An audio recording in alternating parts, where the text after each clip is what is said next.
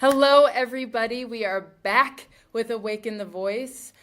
Voice 5. Voice 5 is so important to me. I, of course, am not going to share her name, but she has been such a mentor in my life and has been someone that I not only admire, but respect. She has helped me become the woman that I am currently, and I wouldn't be the woman that I am without this person. So, Voice 5. How are you? I'm amazing today. Thank Yes. you. Are you nervous? Are you excited? I am excited and nervous. What are you nervous about? I guess just speaking and speaking my truth. Yeah. And that's so important because we spend a lot of our life not doing that. So we're this beautiful voice today. We are speaking on healing. Healing. What is that? What is that for you, my love? What is healing? For me, healing is so much more than what I thought it was. I used to believe that healing was about fixing myself or repairing something, but it actually, for me, is actually now about learning to live healthy. Coming back to my health, and that's healthy in relationships, healthy in my emotional state, healthy in my physical state, health in my spiritual well-being. Beautiful. Yeah. Talk a little bit about your job, because your job is all about healing. Yeah. What you do is all about healing the mind and the soul and the body. It is. I'm a registered craniosacral therapist.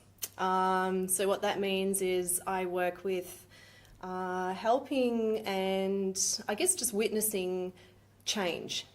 Change in the physical body, but also in the emotional body. And ultimately it's really about orientating back to health. And just being in a space where you feel safe. Right. And what changes have you seen? Like because you do all ages. You've gone from babies to how old? All ages? Yeah, I'm qualified to work with newborns. Yeah. I also work with pregnant women. Wow. So I can often, sense a baby within the womb, which is very cool, and notice things there.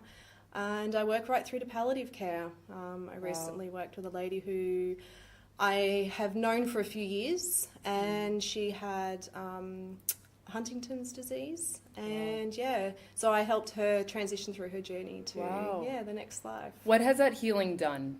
What has your therapy done in healing all those bodies that you've touched and those souls that you've met? It's helped, from what I witness, it's helped people to feel safe back in their body again, to move around in the world, to have confidence. Because we feel really unsafe in our bodies a lot of the time. Yeah, and that's trauma. That is really how the body protects us through trauma. So when we have an experience, and we all do, right through from birth to, the day we move from here, our body is constantly protecting us through our nervous system. So our body can often, I call it tapping out. It just kind of just goes, I'm just going to tap out of here for a while because this is too much. Too much. Yeah. And I think it is, especially since we speak here about wanting to feel safe, and especially in our teenagers, in our youth, they feel incredibly unsafe. And one of the reasons why, especially you, that I wanted to hear your voice and you speak, what would you tell them? In your therapy that you do, or what you've learned in healing, what would you share? Look, I think going gentle with your thoughts is initial, advice that I speak with people about is just realising that it's okay to not be okay for a start. So depending on where they're at, I always encourage people to speak their truth. And that is really, to me, that is the greatest healing, is when you can be okay being you in all of your forms, whether it's in your messiness or in your, best version of you, you're okay being that. Yes. So I encourage people to take a moment to notice themselves. Yeah, and I remember you saying this, and I'll never forget it, when we had the empowerment program at the studio, where you're like, find something for you. Yep. Whether it's putting your feet in the grass or listening to the birds or whatever that is, that meditation that I have a hard time with. Like my brain is always like that I never settle. So how, because the teenage age is really, really hard to get them to just get off those phones and settle and just listen or enjoy something. What words of love and wisdom would you give to them to help them try that, be brave to try that? I think that's key, is be brave. Okay, be brave to realize that you're worth it. Be brave to practice your truth. Yeah. It is something that needs to be practiced. It's not an easy change to make. Yes. What I do suggest is, and I've said that in the empowerment program, get yourself a journal, a gratitude journal. They're the best, aren't they? Yeah. Yeah. Just go and get yourself. It doesn't have to cost you much, even just a piece of paper, or create a little book. And each day write down 3 things that you're grateful for. And it could be something as simple as, today I walked past somebody and I smiled at them and they smiled back. Right. Okay. It doesn't have to be big events. What I notice is it's when you start acknowledging and noticing the small things in life that are beautiful, big changes happen. Completely. And I think that's big too, especially for our young girls and boys. They spend so much time on a space, on a computer or on a phone, where things are throwing themselves at them like, this isn't me, this is not good enough, I'm not good enough, instead of spending time within to be like, oh, I'm good enough. I'm scared to do this, but I can try that. It's trying. It's taking that step to be like, let me try this and see what happens.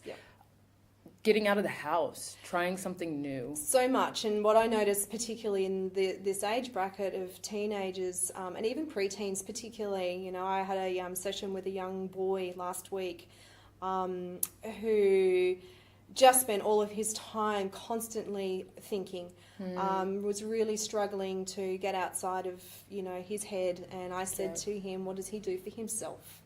Wow. And he actually said to me, I go on my iPad. So that was quite alarming for me, that he saw the iPad as a resource to come back to his self-care. And I suggested to him, what is there outside of the house or outside of your iPad that helps you to feel good, helps you to feel refreshed and a little bit more energized? And he goes, and he started speaking about an eagle that he saw. So he recognized that getting out in nature was something that actually resourced him and helped him to feel full again. Completely. Yes. The ocean. Yes. Nature. My son loves the ocean, regardless if he likes to get in the water or not. Just that it just makes you feel something. You need to feel something, not look at all of this that's supposed to program you to think a certain way, but to actually feel something. That's it. One of my favorite things I do is I go out at night time and I close my eyes and I face the moon and I just breathe. Wow. And I just feel the air, whether it's cool or warm. And for me, that is one of the most resourcing things I can do. It doesn't cost anything. It doesn't have to cost anything for you to love yourself, does it? No. It just takes those steps to know that you're worth it, to love yourself, regardless of all the extra.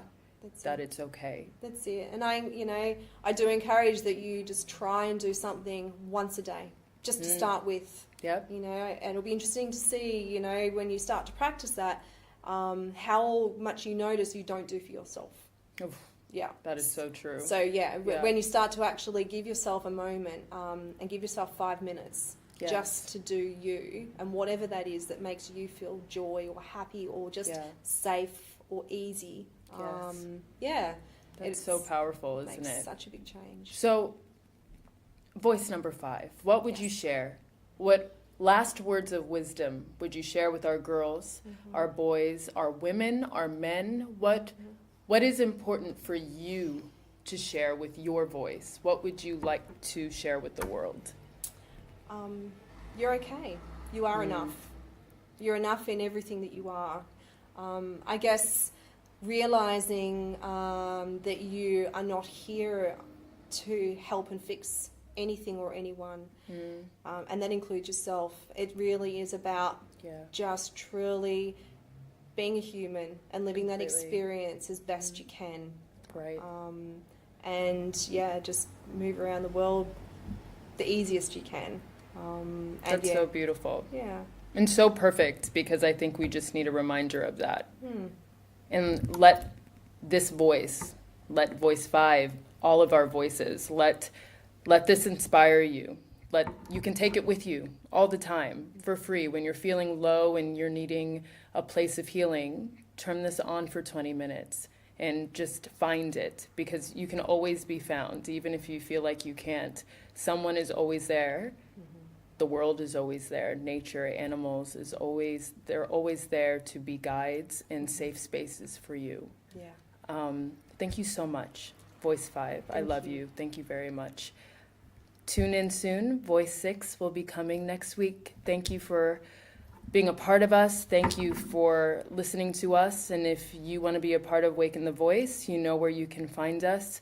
And we love you, and we will talk to you, and we will share with you soon. All right? Bye.